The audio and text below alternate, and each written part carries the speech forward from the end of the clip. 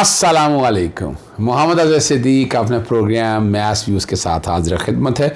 7 मई 2022 बरोज़ हफ्ता आप ये प्रोग्राम देख रहे होंगे।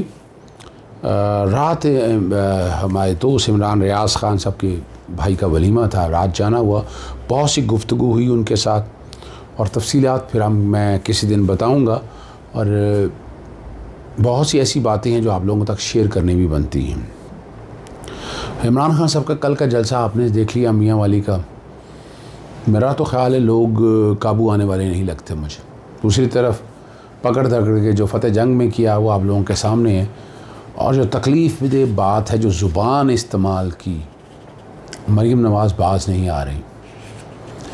और इदारों को भी सोचना है कि लेवल प्लेइंग फील्ड देनी है तो बराबरी की सतह पर दें, मगर ये नहीं है कि ऐसे लोगों को इम्पोर्टेंस मिल जाए और जो नज़रियाती है, जो मुहिब वतन पाकिस्तानी है, वो दीवार के साथ लग जाए। ये सोचना पड़ेगा और ये सोचना है, जिन लोगों को सोचना है, हमारा काम उन तक बता दिया है मैंने आपको। और ये जो इनको लेके आए हैं वो समझते हैं कि कौम थक जाएगी। अभी तो कौम तो तैयारी कर रही है। जिस तरह मैंने कहा अभी तो पार्टी शुरू हुई है, आप ये देखते रहेंगे। और माशाल्लाह मैंने 26 साल मियाँ वाली में जलसे किए हैं, इतना बड़ा जलसा मैंने अपनी जिंदगी में मियाँ वाली में नहीं देखा। पारल का इमरान खान साहब को मुबारक हो कि कामयाबी जलसों की शक्ल में झंडे गाड़ रही है। अब मैं क्रेडिट देता हूँ शेख रशीद साहब को कि हनीफ अब्बासी के ख़िलाफ़ एक वो आदमी जो क्रिमिनल है, एफिडेविट के हवाले से आप लोगों के सामने उनके मावन ख़ुसूसी की हैसियत जो है उन्हें चैलेंज कर दी है और इस्लामाबाद हाई कोर्ट में दायर की है। बेंच तश्कील दे दिया गया है। जनाब जस्टिस चीफ जस्टिस अतर मेहला साहब जो है पीर वाले दिन समाअत करेंगे और स्पेशल असिस्टेंट जो है वो एक अवामी दफ्तर है, वक़ार उसका बुलंद है और एक ऐसा दफ्तर है जिसे आइन के आर्टिकल 260 के ज़रिए भी तस्लीम किया गया। आइन का आर्टिकल 260 आ जाएगा जो पर्सन की डेफिनेशन को डिफ़ाइन करता है। इसलिए आप लोगों को समझने के लिए स्पेशल असिस्टेंट की इम्पोर्टेंस क्या है, जिसका वक़ार बुलंद है और वो एक ऐसा दफ्तर है जिसे आइन के आर्टिकल, जैसे मैंने बताया, 260 के तहत जो है ना तहफ़्फ़ुज़ हक़, जिनकी शनाख्त खुद आइन की दफ़ात के ज़रिए की गई है। दफ्तर की अहम नौइयत की वजह से ओहदे पर फायज़ अफराद को फितरी तौर पर बड़ी ज़िम्मेदारी का सामना करना पड़ता है। तो करने वाली अथॉरिटी ये इस मामले में वज़ीर आज़म है। और मैं आपको याद है मैंने 6 चीज़ें आपको उस वक्त भी कही थी कि इमरान खान साहब की गवर्नमेंट गिराने के बाद सबसे पहला काम है ट्रांसफ़र, पोस्टिंग, अपॉइंटमेंट। और आपके सामने आहिस्ता आहिस्ता वो सारी चीज़ें देख रहे हैं जो मैंने बात देखें, जो मैंने हक़ाइक़ के मुताबिक आपका स्पेसिस भी मैं यही बात करता रहा हूँ और वो उस पर बड़ी तेज़ी से कर रहे हैं। अब हर जगह ट्रांसफ़र, पोस्टिंग, अपने बंदे जो इनके ज़ाती मुलाजिम हैं, जो इनको साथ लेकर चलेंगे, वो कोई महकमा भी हो। तो गॉड फादर और सिजन माफिया काफ़ी हद तक कामयाब हो गए और लोगों के जो कंसर्न है वो जायज़ हैं। लावा उबल रहा है, कब निकलता है वो अलहदा है, ठीक है ना जी। और अवामी दफ्तर पर जो है ना आला और साफ़ और मजबूत अखलाकी पेशा रखने वाले अफराद को तैनात किया जाए। अब ये तस्लीम शुदा मुजरिम है, सज़ा के साथ एक शख्स ख़ास तौर पर मनशियात के कारोबार में सजा है जो इस्लाही पस्तगी पर मुश्तमिल एक जुर्म है, आला ओहदे पर फायज़ करने के लिए मौजू नहीं हो सकता।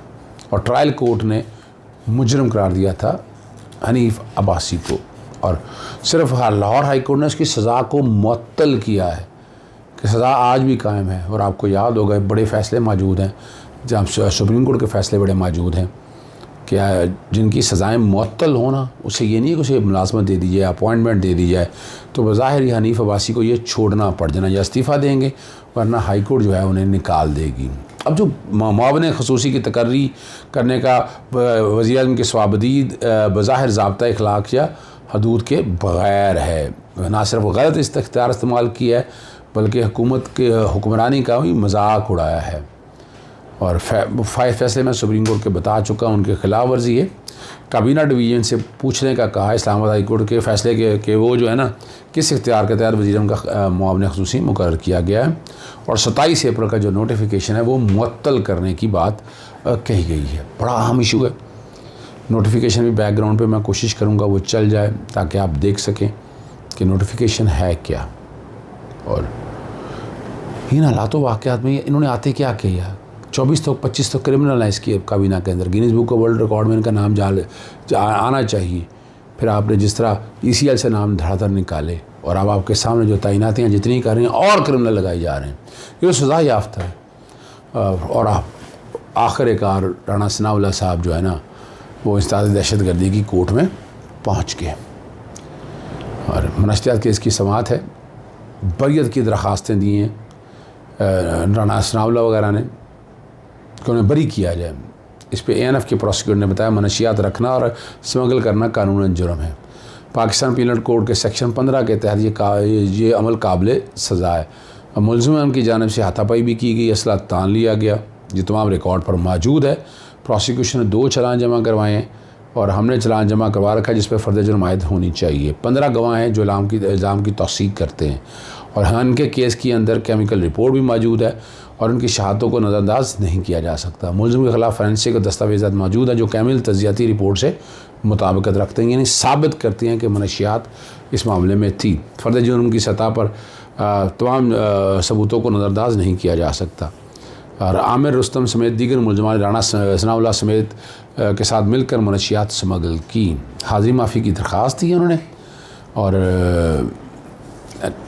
हाज़िरी माफ़ी पर जो है ना वो नोटिस कर दिया ANF को और ये कहा इस्तदा में कि राणा सनाउल्लाह की जगह उनका कोई नुमाइंदा मुकर्रर किया जाए।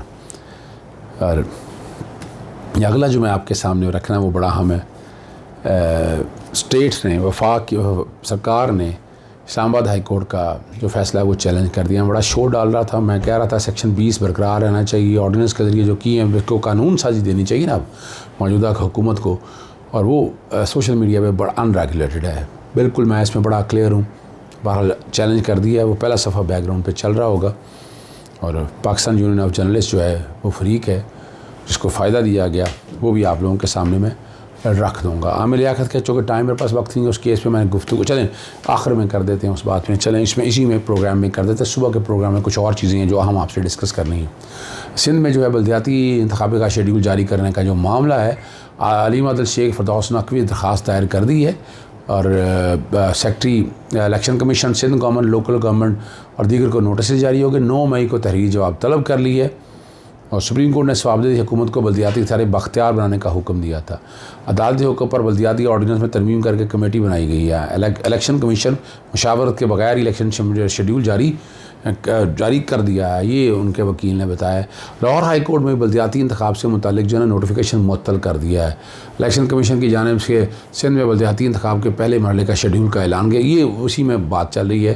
13 अप्रैल को जारी किया गया था, नोटिफिकेशन गैर मौजूरी है। इलेक्शन कमीशन का ये इक़दाम जो है सुप्रीम कोर्ट के फैसले की खिलाफ वर्जी है। 1 फरवरी 2022 के फैसले के मुताबिक बल्दियाती कानून में तरमीम का हुक्म दिया जाए और मुअत्तल करने की बात की है। सिंध के 4 डिवीज़न में 28 अप्रैल को बल्दियाती इलेक्शन के शेड्यूल का ऐलान किया है। अब आमिर लियाकत का केस क्या है वो मैं ख़ुद बताने की बजाय मैं चाहूँगा हमारे दोस्त हैं अशफाक, उन्होंने जो आफ्टर ऑल वो रिपोर्टिंग करते हैं उनका नुक्ता नज़र जो बयान किया है ना ट्वीट में, मैंने वो भी चला दिया है, साथ उनका ट्वीट भी जो मैंने रीट्वीट किया है वो भी चल रहा है और जो टीवी पे जो बात की इस केस के हक़ाइक़ उनकी ज़ुबानी सुनिएगा वो क्या कहते हैं। हेलो अस्सलाम वालेकुम, मैं दानिया। तो आज मैं अदालत गई थी आमिर लियाकत से अलहदगी पाने के लिए। तो बाकी की सारी मालूमात आपको न्यूज़ के थ्रू मिलेगी, जितने भी प्रूफ मालूमात सब आपको न्यूज़ के थ्रू मिलेगी। ओके, अल्लाह हाफ़िज़। आमिर लियाकत के साथ मैंने 4 माह जिस तरह गुजारा किया है मैं जानती हूँ और मेरा खुदा जानता है। और मैं इस टाइम बहुत परेशान थी तो मैंने अदालत में आई हूँ और उनसे खुला लेने के लिए, अलहदगी पाने के लिए। और मुझे ना बहुत ज़्यादा वो टॉर्चर कर रहे हैं, बहुत ज़्यादा मेरे घर वालों को धमकियाँ दे रहे हैं, मुझे धमकियाँ दे रहे हैं, पुलिस भेजने की धमकियाँ दे रहे हैं, मेरे भाई की धमकियाँ दे रहे हैं कि मैं ये कर दूँगा, मैं वो कर दूँगा। ये टीवी में जैसे दिखता है रियल लाइफ में ये बिल्कुल वैसा नहीं, ये शैतान है एक किस्म का, शैतान से भी ज़्यादा बुरा है ये। दानिया जी आपने वो हक़ाइक़ सारे सुन लिए, ट्वीट भी सारा चल गया, और ये महीना बहुत अहम है। इस महीने में बहुत से अहम फ़ैसले होने, पंजाब हुकूमत का फ़ैसला होना है, उसके मुस्तक़बिल का फ़ैसला होना है। पंजाब हुकूमत चलती नज़र नहीं आ रही, गवर्नर का क्या इख्तियार होगा, और उसके बारे में तफसीली बात जो है मैं सुबह के प्रोग्राम में याद करूँगा। हाँ, एक बात और रह गई है, अता तार जिस तरह की ज़ुबान इस्तेमाल कर रहे हैं फ़राह शहज़ादी के बारे में, कानूनी नोटिस तैयार कर लिया और मैं कोशिश करूँगा आज ही वो कानूनी नोटिस जो है ना मैं जारी कर दूँ। वो लफ्ज़ उस तरह के मैं नहीं दोहराना चाहता, जिस तरह के लफ्ज़, उनका नाम फ़राह शहज़ादी है, उसी के नाम से बुलाएं उसको। जो मसाइल हैं, आप किसी अदालतों से क्रिमिनल नहीं डिक्लेयर हुए और आर्टिकल 19 बैकग्राउंड पे चल रहा है, उस पर अमल दरामद करें। खुदारा मेरी गुजारिश होगी इस तरह ना करें। इजाज़त चाहूँगा। अस्सलाम वालेकुम, अल्लाह हाफ़िज़, पाकिस्तान जिंदाबाद।